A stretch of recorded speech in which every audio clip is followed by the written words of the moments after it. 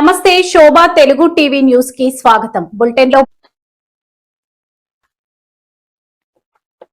రాయదుర్గం నియోజకవర్గంలో Suzlon wind power ప్రాజెక్టుకు విద్యా ఐటీ శాఖల మంత్రి నారా లోకేష్ శంకుస్థాపన చేశారు. ఈ ప్రాజెక్టు ద్వారా క్లీన్ ఎనర్జీ రంగానికి పెద్దపీట వేస్తూ స్థానిక యువతకు పెద్ద ఎత్తున ఉపాధి అవకాశాలు లభిస్తాయని ఆయన తెలిపారు. రాయలసీమను పునరుత్పాదక ఇంధన హబ్గా తీర్చిదిద్దడమే తమ ప్రభుత్వ లక్ష్యమని పేర్కొన్నారు.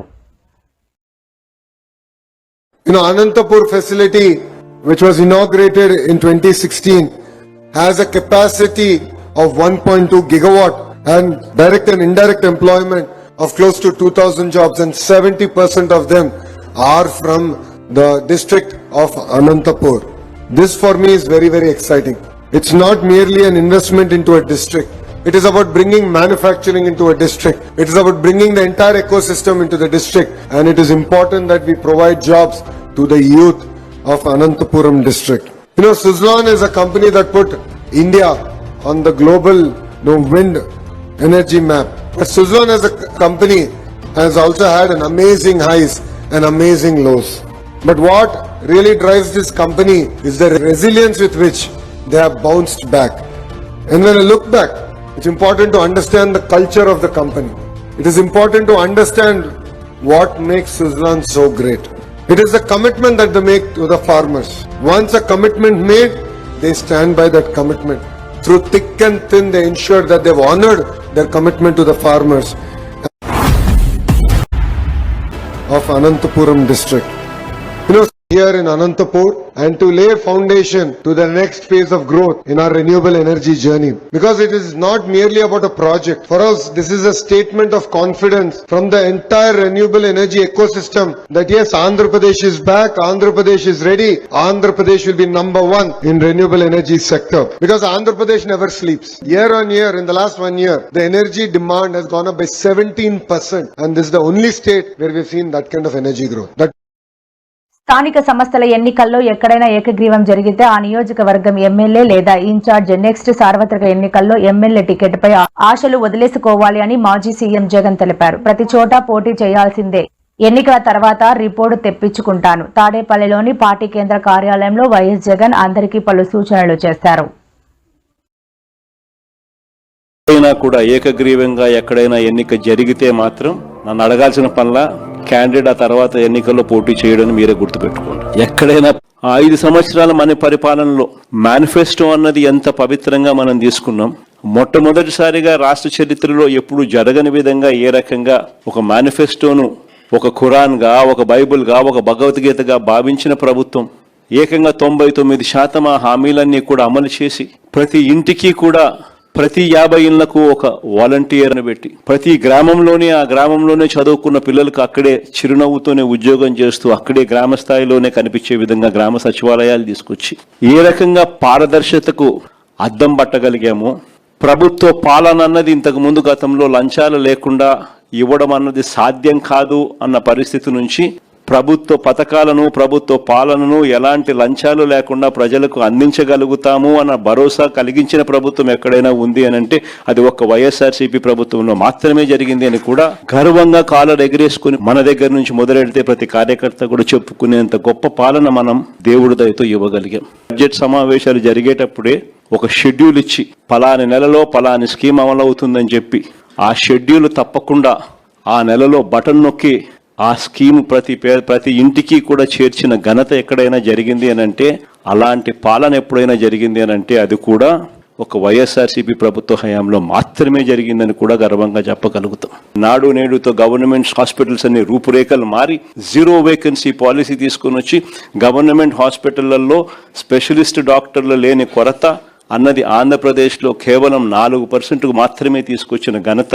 అదే దేశం మొత్తం చూస్తే గవర్నమెంట్ హాస్పిటల్లో స్పెషలిస్ట్ డాక్టర్ల కొరత 60% పైచిలుకుంటే ఒక ఆంధ్ర రాష్ట్రంలో కేవలం 4% మాత్రమే తీసుకొచ్చిన ఘనత పోలీసులకు ఇటువంటి వాళ్ళందరికీ కూడా గట్టిగా మెసేజ్ చెప్పండి. కళ్ళు మూసుకుని కన్ను తెలిసేసరికి 2 ఏళ్ళు కూడా పూర్తయిపోతాయి. ఎవడైనా కూడా ఏ పోలీస్ అధికారైనా కూడా పదవి దుర్వినియోగం చేస్తే మాత్రం ఖచ్చితంగా గుర్తుపెట్టుకుంటాం. డిజిటల్ బుక్ లేకి వాళ్ళ పేర్లు ఎక్కిచ్చేసేయండి. ఆ తర్వాత మన ప్రభుత్వం వచ్చిన తర్వాత అన్యాయం చేసిన అధికారి ఎక్కడ ఉన్నా కూడా ఖచ్చితంగా శిక్ష పడేట్టుగా చేస్తామని మాత్రం ఖచ్చితంగా చెప్తా ఉన్నా. ఈ మెసేజ్ ప్రతి అన్యాయం చేసే పోలీసు వాళ్ళకు కూడా ఖచ్చితంగా పంపించద్దు. ప్రతి పోలీసు వాళ్ళకు కూడా రిక్వెస్ట్ చేయండి, అన్యాయం చేయొద్దండి, న్యాయంగా ధర్మంగా జరిగించండి. అలా కాదు మేము అన్యాయమే చేస్తాము అని అంటే మాత్రం ఇప్పుడు మీ టైం అని అనుకుంటున్నారు, వచ్చేది మా టైము. మీ 5 ఏళ్ళు అయిపోతా ఉంది, చివరి 2 ఏళ్ళకి వచ్చేసినారు. ఆ తర్వాత కనపడేది మా 5 ఏళ్ళు కనపడతా ఉంది. అది గుర్తుపెట్టుకున్నాను మాత్రం ఖచ్చితంగా ప్రతి ఒక్కరికి చెప్పే కార్యక్రమం చెప్పండి. ఎన్నికలు జరపాలనే ఉద్దేశంతో చేసిన పనులు కావు అన్నట్టుగా కొన్నిసార్లు అనిపిస్తాయి. ఒకవైపునేమో 44 లక్షల మంది ఓటర్లు లేరు అని ఒకవైపున వీళ్ళ ప్రభుత్వం చేసిన SIR రిపోర్టే చెప్తా ఉంది. మరోవైపున ఆ 44 లక్షల మందిని కలిపి ఓటర్ల లిస్టును తయారు చేస్తున్నారు. సో మరి ఎన్నికలు లేని ఓట్లు ఉన్నట్టుగా చూపించి ఎన్నికలకు పోయే కార్యక్రమం జరుగుతూ ఉంటే హైకోర్టులు ఎలా ఒప్పుకుంటాయి, ఎన్నికల కమిషన్ ఎలా ఒప్పుకుంటుంది అనేది పక్కన పెడదాం. ఎందుకంటే ఒకవైపున ఓట్లు లేవని వీళ్ళే చెప్తున్నారు, మరోవైపున అవే ఓట్లతోనే వీళ్ళు ఎన్నికల ఓటర్ లిస్టు తయారు చేసి ఎన్నికలకు పోయే కార్యక్రమం చేస్తా ఉన్నారు. అంటే లేని ఓట్లను ఉన్నట్టుగా ఓటర్ లిస్టు తయారు చేసుకుని ఎన్నికలకు పోవడం అన్నది చట్ట ప్రకారం నేరం. ఎందుకంటే గోస్ట్ ఓట్స్ను వీళ్ళే దొంగ ఓట్లక వీళ్ళే వేసుకునే ప్రమాదం పొంచి ఉన్నది అని క్రిస్టల్ క్లియర్గా కనిపిస్తా ఉన్న నేపథ్యంలో, రెండో వైపున బీసీలకు సంబంధించి 34% రిజర్వేషన్స్ అని ఆంధ్రాలోనే ఇక్కడే మనం చేసినప్పుడే కోర్టు కొట్టేస్తుంది. కోర్టు కొట్టేసినా కూడా అది వేరే విషయం. మనం అంతకన్నా ఎక్కువగానే స్థానిక సంస్థల్లో మనం బీసీలకు ప్రాధాన్యతలు ఇచ్చినాం. కానీ ఒకవైపున కోర్టు కొట్టేసిన జడ్జిమెంట్లు ఇక్కడే ఉండగానే మరోవైపున ఈయన అదే జీవో మళ్ళా ఇచ్చి మళ్ళా ఎన్నికలకు పోతా ఉన్నాడు. అంటే దాని అర్థం ఏంది? ఒక లా ఆల్రెడీ ఒకటి ఉంది, దానికి వయలేషన్, ఆ లాకు వయలేషన్ అని తెలిసి ఈయన వయలేట్ చేస్తూ ఎన్నికలకు షెడ్యూల్ ఇచ్చినాడు. అంటే కోర్టులు ఆటోమేటిక్లీ ఇంటర్వ్యూన్ అవుతాయి, ఆటోమేటిక్లీ కోర్టులు తనను తప్పులు పడతాయి, ఆటోమేటిక్లీ ఎలక్షన్స్ ఇది లేకుండా ఇది సరిదిద్దుకొని చేయాలి అని చెప్పి గట్టిగా చెబుతుంది అని కూడా. ప్రతి ఇంటికి వెళ్ళాలి, వెళ్ళినప్పుడు చంద్రబాబు నాయుడు గారి పాలన మన పాలనకు సంబంధించి తేడాలు ఇవన్నీ కూడా చెప్పగలగాలి. వాటికి సంబంధించిన అన్ని విషయాలు కూడా మీ ద్వారా పార్టీ క్యాడర్ కు మొత్తం అందుబాటులోకి తీసుకొచ్చే కార్యక్రమం చేస్తున్నాం. మన గుర్తింపు కార్డ్స్ అన్ని కూడా తయారైపోయాయి. దాదాపుగా 14-15 లక్షల గుర్తింపు కార్డులన్నీ కూడా మన క్యాడర్ కి అంతా గ్రామ స్థాయి వరకు మనం ఏదైతే అనుబంధ విభాగాలు తీసుకుని పోయే కార్డులన్నీ కూడా తయారైపోయాయి. సో ఆ కార్డులు మనం డిస్ట్రిబ్యూట్ చేయడం కూడా ఇందులో భాగంగా కూడా మనం పెట్టుకోవచ్చు.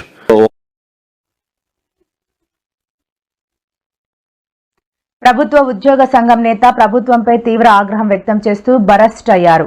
నారా లోకేష్ సార్, మేం కూడా టీడీపీ కార్యకర్తల్లానే కూటమి విజయం కోసం రాత్రింబవళ్లు పనిచేశామని బహిరంగంగా అంగీకరించిన ఆ నాయకుడు తమ సమస్యలను తక్షణమే పరిష్కరించాలని డిమాండ్ చేశారు. ఇట్లా ప్రశ్నించమని మీరే చెప్పారు, అందుకే ప్రశ్నిస్తున్నాం. దయచేసి ఎన్నికల హామీలను అమలు చేస్తామని మీరు కూడా హామీ ఇచ్చారు కాబట్టి గౌరవ ముఖ్యమంత్రి గారి దృష్టికి తీసుకెళ్లాల్సిన ఆవశ్యకత ఉంది. అలాగే లోకేష్ గారు కూడా ఏ కార్యకర్తకు అన్యాయం జరిగినా నేను చూస్తానంటున్నారు. మరి ఇవాళ కార్యకర్తలుగా పనిచేశారు, కుటుంబ ప్రభుత్వం రావాలని చెప్పి ఉద్యోగ వర్గం కూడా, మరి ఉద్యోగులు కూడా బాధలను చూడాల్సిన బాధ్యత యువ నాయకులుగా మీకు కూడా ఉందని చెప్పి సందర్భంగా మనవి చేస్తూ,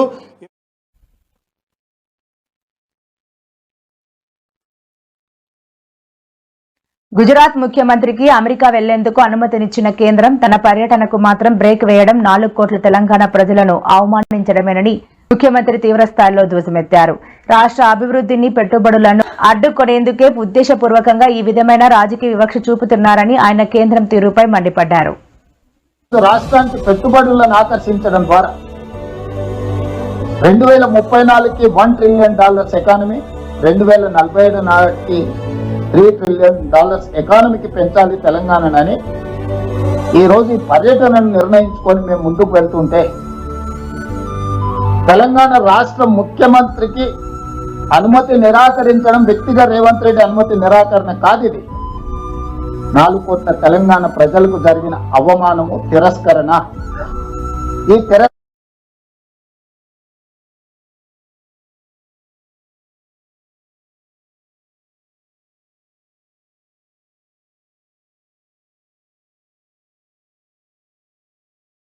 సోషల్ మీడియా శక్తిని సరిగ్గా వాడుకుంటే 100 రోజుల్లోనే తమిళనాడులో విజయ్ను సీఎం చేసినంత మార్పు తీసుకురావచ్చని, మనం దానిని ఉపయోగించుకునే విధానాన్ని బట్టే మన స్థాయి పెరుగుతుందని కాంగ్రెస్ ఎంపీ చామల కిరణ్ కుమార్ రెడ్డి వ్యాఖ్యానించారు. సింబల్ అయితే 100 రోజుల ముందు వచ్చినటువంటి విజిల్ సింబల్ ని మీరు ఒక్కసారి చూసినట్టయితే తమిళనాడులో విజయ్ ముఖ్యమంత్రి కావడానికి కేవలం సోషల్ మీడియానే కారణం. ఇవాళ ఏ బూత్ కి బూత్ ఏజెంట్ లేడు, ఏ మండలానికి మండలాధ్యక్షుడు లేడు, ఏ బ్లాక్ ప్రెసిడెంట్ లేకుండానే గ్రామ స్థాయి దాకా ప్రతి వారిని తీసుకొచ్చి ఆ విజిల్ మీద ఓటేయించగలిగినటువంటి శక్తి సోషల్ మీడియాకు ఉంది. కాబట్టి మనము సోషల్ మీడియా కానీ, ఎలక్ట్రానిక్ మీడియా కానీ, ప్రింట్ మీడియా కానీ మనము వాడుకునే దాన్ని బట్టి మన స్థాయి పెరుగుతుంది.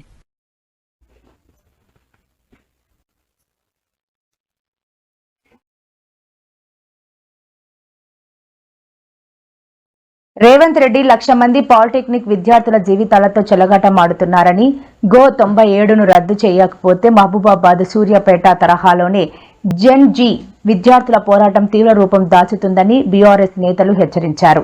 సెప్టెంబర్ 7న అసెంబ్లీ సమావేశాలు ప్రారంభమయ్యే లోపే ప్రభుత్వం తక్షణమే స్పందించి ఈ జీవోను వెనక్కి తీసుకోవాలని డిమాండ్ చేశారు. రెడ్డి పాలిటెక్నిక్ విద్యార్థుల జీవితాలతో చెలగాటమాడుతున్నాడు.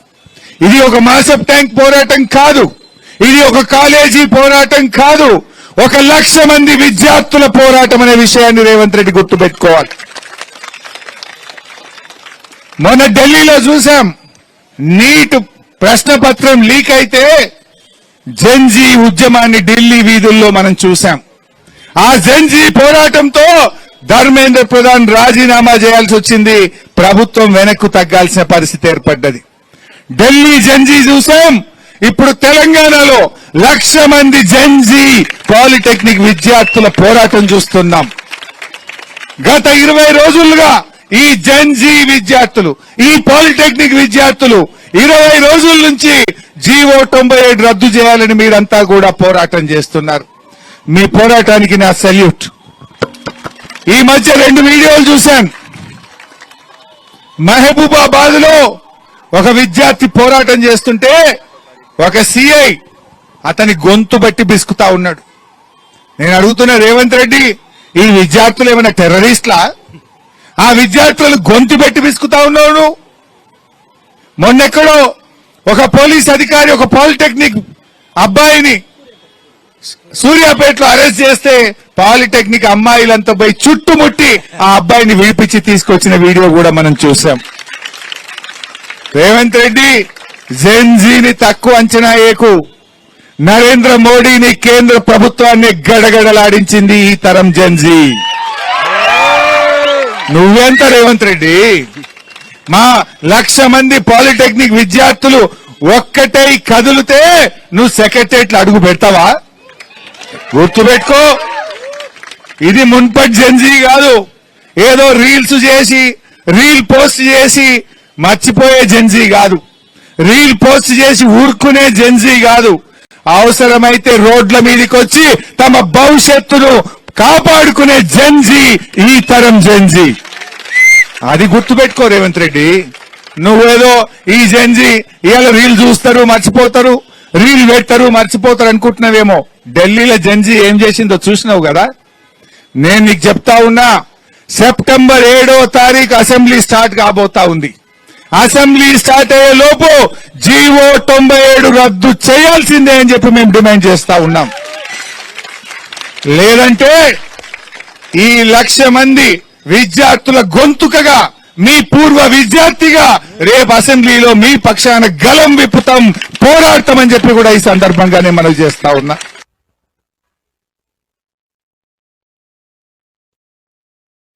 కర్ణాటకలోని శ్రీరంగపట్నం ఆరతి ఉక్కడ ఆలయ గర్భగుడి ప్రవేశ వివాదంలో ఎమ్మెల్యే సురేష్ గౌడ కుమార్తె మహిళా ఎస్ఐ ఒకరినొకరు చెంపదెబ్బలు కొట్టుకోవడం తీవ్ర సంచలనం సృష్టించింది. ఈ ఘటనపై సర్వత్ర విమర్శలు వెల్లువెత్తడంతో పరిస్థితిని చల్లార్చేందుకు ఎమ్మెల్యే తన కుమార్తె తరపున బేషరతుగా క్షమాపణలు చెప్పారు.